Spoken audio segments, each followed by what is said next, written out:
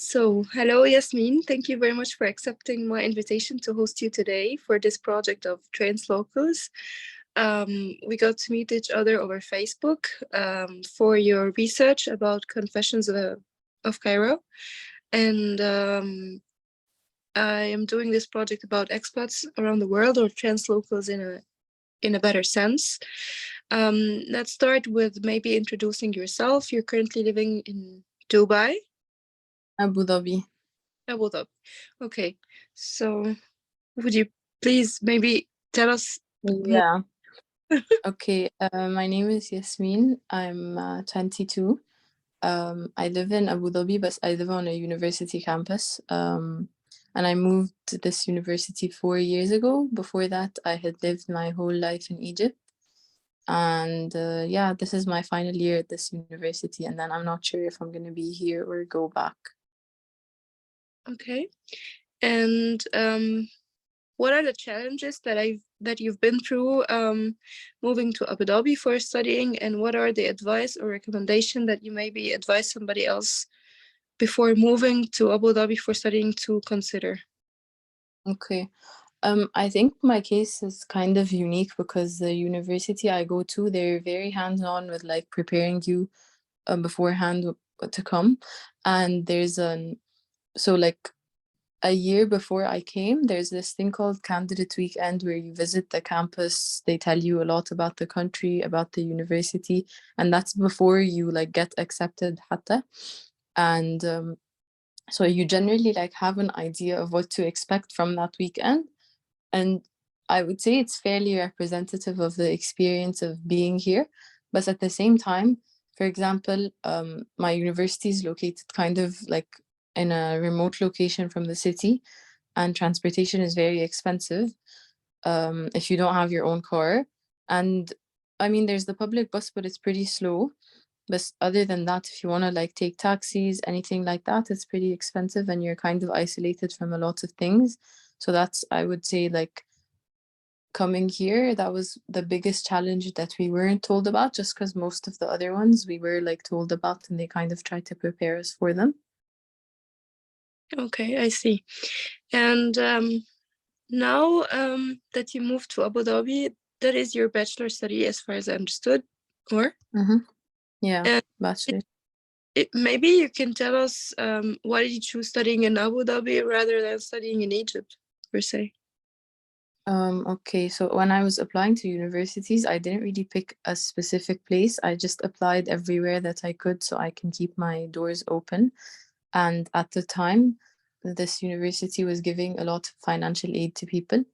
And that was like a huge, huge factor, not just for me deciding to come here, but most people I know, like even if they got accepted places back home, um, they chose to come here because of the amount of financial aid and Well, because of the experience we had in Candidate Weekend. It's like it's you and a lot of students from all over the world, and it kind of gives you like a glimpse of what life would be like here. And I think for most people they really enjoy it, and it makes them decide that, oh, I really want to be here.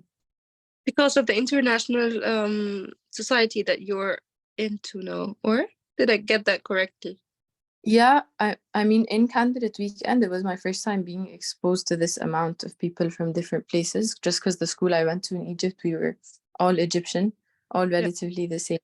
But I Yes. would say that over time, like that's not something that made me feel like I'm not sure. Like most of my friends come from more or less the same background as me now. They're all Arab, but it's definitely interesting in like a classroom setting to hear opinions of people who grew up in a like completely different place and experience than I did. Okay. And how do you find living now as a student alone without your family back in Egypt? How challenging can that be, and how do you cope with that? I think it differs from person to person, and that generally I was someone who wasn't like so dependent on my parents that leaving was going to be like super hard, leaving for the first time. Like from a young age, anything that my parents like thought I could do on my own, like in terms of preparing for school or taking care of myself, they would teach me how to do it as soon as I was able to. So when I came here, I don't think I felt the same homesickness that other people felt. in the sense that there was always like I have my next flight booked. I know when I'm gonna see them. It's okay. Like I can handle myself until then. And if I like really miss them, I call them. And I mean they're a 3 hour flight away, so I think it's also the fact that I know that if anything serious happened or I really needed someone, they could be here very soon, or I could be home very soon. So I didn't really struggle with that a lot, but a lot of my like the I live with three of my friends too, so that makes a difference. Like we've lived together for a while now, and yeah, I think living with people that you get along with and that can kind of, because I think one of the most important functions of family is it can kind of get lonely if you live alone. When you're with family, you're at the end of each day forced to at least interact with people for a bit. It gets you out of your head. And when you live with friends, that kind of has the same effect where you're not alone in your thoughts all day. So I think it's not so bad. And you have to put on a brave face, and there's a lot of like benefits that you get in return for withstanding missing your family. Yes, that's definitely true. I would have asked you about the quality of education between the two countries, but you've not been to university in Egypt to tell us more about that. But maybe the next question would be, do you imagine yourself living in Dubai or Abu Dhabi or the Emirates, or do you see yourself more coming back to Egypt after your studies? How does that feel? Okay, so this is actually a question people have been asking a lot, like especially now because I'm graduating this semester. And I don't think I have the answer. I always say I'm just keeping both doors open. I don't want to get attached to a certain outcome and then be disappointed. Obviously, like there's benefits to going back home, there's benefits to staying here, and I'm not sure which one of these I prefer yet. Plus, it's going to be entirely dependent on where I get a job offer. So I'm just applying and just keeping an open mind, and whatever comes my way. If it's both options that come my way, then I'll have to consider it more seriously. But my expectation is that there's going to be like an obvious choice by the time I'm done applying to jobs, and that I'm okay with either one of them. I understand.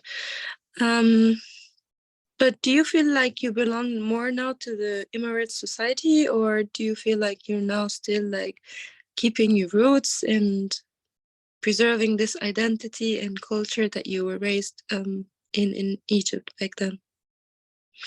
Okay, so I think that in general, I don't feel like I never felt belonging to a wider society. So even when I was in Egypt, I feel like most like feel close to home with certain people and not certain places or like certain big groups. So at home, that's with my family. Also, because my mother was raised in the US, so the way she raised me and my siblings wasn't like we weren't fully connected to Egyptian society there either. Like we are obviously because she's fully Egyptian too, but she was raised outside of Egypt her whole life, and that definitely had an effect. Like growing up, I felt different from a lot of people because of that. But it never bothered me. Like I was never an individual who struggled with the idea of belonging because I don't feel like it's like a rigid thing where, oh, you either belong to a place or a society or you belong to nothing. I feel like I decide what I belong to. And I feel most at home with people I love. And because I have people I love here and people I love there, then I always say, like, I feel so lucky that when I'm here, I miss home so much. And when I'm home, I miss here so much. And like saying goodbye and going back home is hard. Saying goodbye at home and coming back here is hard. And I Mm. don't think that, I mean, I feel like lucky to feel like at peace in both of those places. Um, but I think that obviously growing up in Egypt until I was like 18 makes a difference. It's a different feeling when I'm home than when I'm here. Um, just because I'm more familiar with so many things there, or like more familiar with my surroundings here, it helps to have friends who grew up in the UAE, like either in Dubai or Abu Dhabi, because being around them and like going out with them kind of gives you that familiarity that they had growing up. But yeah, I think just feel a sense of belonging to people, not places. Yeah, great. And it's really great that looking at it from that perspective that you're privileged to belong to more than one place and to relate your belongingness to people rather than places or attachment to a certain memory or so. Yeah. But I have maybe an interesting question. Now you moved to Abu Dhabi and you interact with a different community in the sense that you mentioned of an international group of people. Uh, did you maybe face the idea that you have to change your habits or behavior or your stance for to fit in, or how did you face the social pressure in a way or another? And if so, Um, get along with that. I think in general, I have like a strong sense of self, so I didn't feel like a lot of pressure to change things about myself. But also, I have a good group of friends who think or like have a lot of the same beliefs that I do. And sometimes, yeah, like in our first year, there's a lot of people who, for example, were raised Muslim or like were raised in a conservative household, but the second they came here, they're like, oh, everyone's drinking, so I'm gonna drink, or everyone's doing this, so I'm gonna do it. But like I feel like me and the group of people I've been around, that didn't really like affect us. We just, I don't know, like if I wasn't gonna consider doing this thing at home for like a specific reason, I'm likely not gonna consider doing it here either. And if like someone presents me with like an idea that I'm not familiar with or a belief that's like, oh, that sounds interesting, it's easy for me to like evaluate what that means against what I already believe and not feel any pressure to like change what I believe. I feel like a lot of the times in these situations I end up يعني, feeling stronger in my own beliefs than anything else. Great. Sounds awesome to feel comfortable in your skin and to stand for it. I mean, um, okay, but would you maybe share with us more about your case study for your for your bachelor that you have communicated a bit about, and you have decided to study a case in Egypt. Uh, Yeah. why did you choose that in the first place? Okay, so I had a class called Ethnographic Field Research like 2 years ago. And because of COVID, we're supposed to go conduct an ethnography like in person in the city somewhere. But because of COVID, she said you can pick an online site. And I don't know why this felt like one of the richest online sites that I already knew and was familiar with. So like I didn't have to find a new site and familiarize myself with it. This is something that I don't know. I can read the subtext in these confessions. Like if someone responds to one of them in a certain way, I have more access to why they did that than, for example, someone who has no idea what it's like to live in Egypt. So I felt like, oh, this is a good site to study. So I conducted this research for that class, and then I conducted research on it for another class. And by the time I had to choose like the topic for my what they call capstone here, which is basically my thesis, um, it was clear that this like made the most sense. It's online, so it's easily accessible. Like I could conduct my research without having to go back to a specific place. I'm already familiar with it. There's a professor who worked with me on it before, so it just felt like the choice that made most sense. And also like everyone I know who knows the page has something to say about it. Like there's so much there to understand and like learn about, and it felt like, oh, like I can actually make like a decent study out of this. Yeah, it's a very reasonable way of choosing it. And for everyone listening, that's the page or a group called Confessions, uh, Cairo Confessions. Cairo Confessions, and it's mostly anonymous posts from different people um, about how they would like to feel. Or can you maybe elaborate on that better than I do? Yeah, it's basically just it's a public Facebook group, and they have a Google form where you anonymously submit a confession about whatever you want. Obviously, they have some guidelines. Um, It has to be completely anonymous. So if you mention like names or initials in your confession, they won't post it. And the only thing you can tell about the person is their age and gender. That's what gets posted with the confession. But people then come in and comment from their Facebook accounts, which isn't anonymous. And yeah, like people end up having conversations in the comments. sometimes the person who wrote the confession will message someone who commented because they can see the profile. It's just like a very unique set of interactions that happens on that page. Interesting. And maybe like every other research or researcher, you put a hypothesis or some research questions, and through the research, you discover something else, or it leads you to somewhere else, not exactly. And so, how is your journey so far? Or how are the outcomes? Or what did this research change in your perspective so far? Okay, so I had an idea of what to expect already since I conducted research on it before, like at a smaller scale. And I purposely left my research question like open-ended with the hope that my like interviews would guide me in the direction that I'm meant to take in the interviews.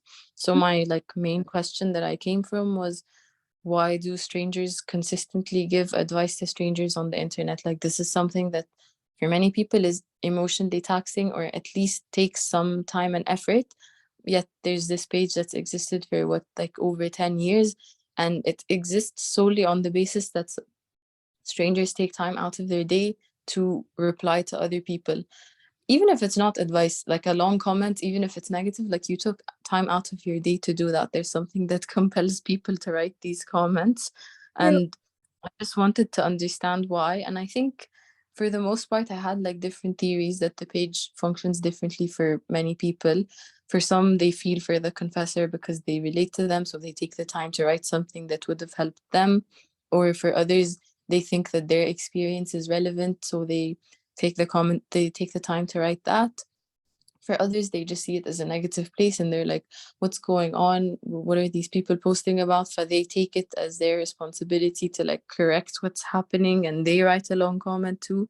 And I think that was confirmed by like the research I'm conducting, is that people generally have their own reasons for engaging with it the way that they do, but I don't think it would get the engagement that it gets if it wasn't about like, most of the confessions are about relationships, and that's the kind of thing people engage with the most. And I feel like that made sense to me before, and the research is just proving it as well. Interesting. And about the whole experience of living now abroad, would you make the same choice if you were given the possibility of free choosing where you are, how your life path have led you, or would you have chosen somewhere else or made a different Yeah, decision? I think I would have made the same choice because even though it came with its own difficulties, obviously, and it was different from anywhere else, I'm not someone who tends to dwell on these kinds of decisions because I know that like wherever I end up will have its own challenges. It's not There's no like magical place that's going to be easier than the rest. And I like where things are going now, even if they're not where I want them to be at this moment. The trajectory that my life has taken because I moved here is one that I'm okay with, like, so I wouldn't change it, I think. And has it And I been didn't expect it to take this I didn't expect things to go this way at all. So there was no way of knowing that this is what my life would look like when I chose to come here. Even though I had an idea from coming to Candidate Weekend, I was like, oh, this seems like a nice place. And yeah, it did meet that expectations, but it surpassed them in so many ways that I couldn't have anticipated. So I wouldn't like have it any other way. would you be open to share like what is the difference between what you expected the journey would be and how it turned out to be, or how Yeah, does I mean, I came here expecting what the experience they gave us in Candidate Weekend was, oh, we went to the desert for a bit, we met a lot of other students, we talked to people, and that's definitely there, like the the element of fun, like there's a lot of things to do, the people you meet, but I didn't expect that the people I meet would mean this much to me by the end of the 4 years. And I didn't expect that, for example, I studied away in New York for like 4 months. I didn't expect that to be what it was at all. And my experience in high school shaped a lot of who I was coming here. And I thought that was like something that can't be rewritten because my experience with high school wasn't fully like the best one. And it kind of shaped a lot of who I was. But coming here, I was like, oh, like this isn't gonna change about me. Like this is fixed. This is who I am because of high school. But I feel like if this was like a memory in my head, then the memories of this place definitely like override those memories. I don't even consider like who I was before I came here anymore. And in that sense, like, yeah, I just didn't expect it to, I didn't expect the people I met here to mean this much to me. I think that's like the summary of it. Well, okay. It's interesting that you're referring so often about the people that you've met there, which is normally that not the case for many people who travel abroad for study or for work. Because normally people have challenges to socialize and to make new friends elsewhere. How's your insight about that? How hard was it for you, or how easy was that for you to make new friends?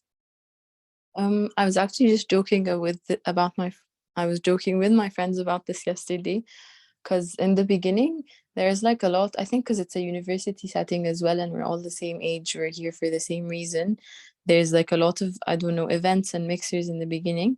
And I remember distinctly, like I genuinely put in effort at the time to get to know people, because it made the most sense to get to know people at the start when everyone also wants to get to know others.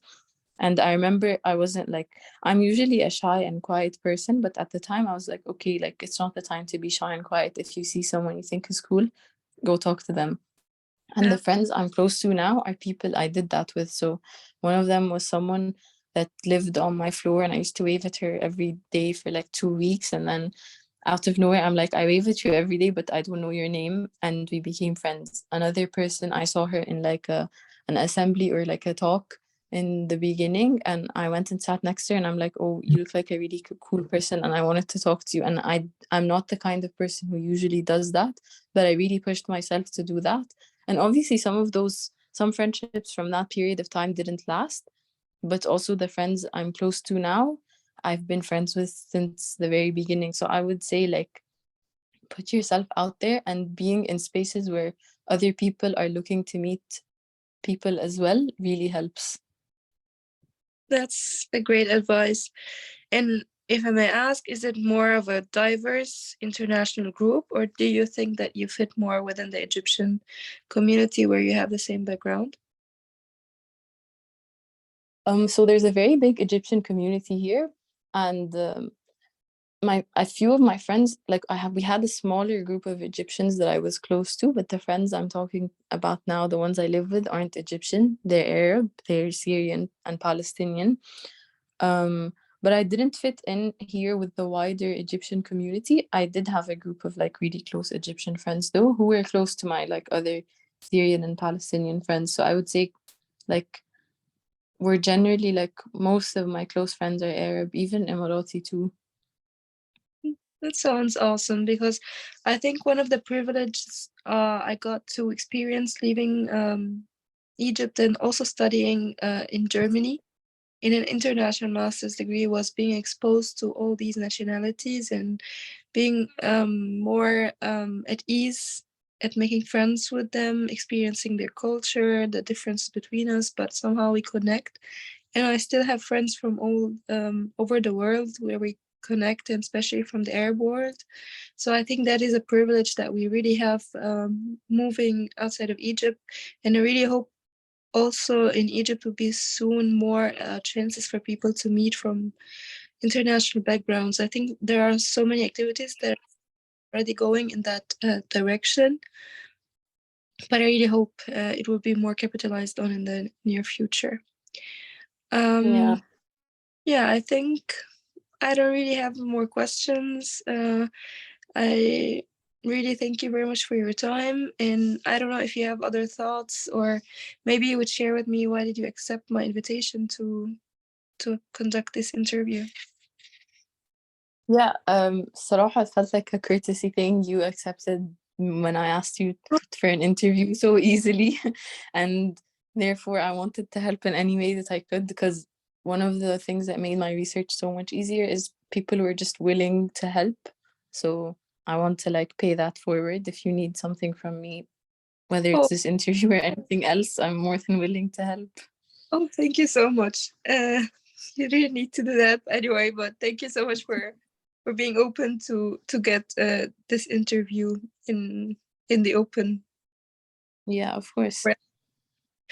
So yeah, I thank you very much again for your time and your openness to share with us the experience that you had. And yeah, best of luck in your thesis. And I would be very pleased if you publish the research further online so more people get engaged and know more about your results. Yeah, definitely. And thank you so much for having me. And if you need anything else from me, please let me know. Thank you so Thank much. you. Have an awesome day.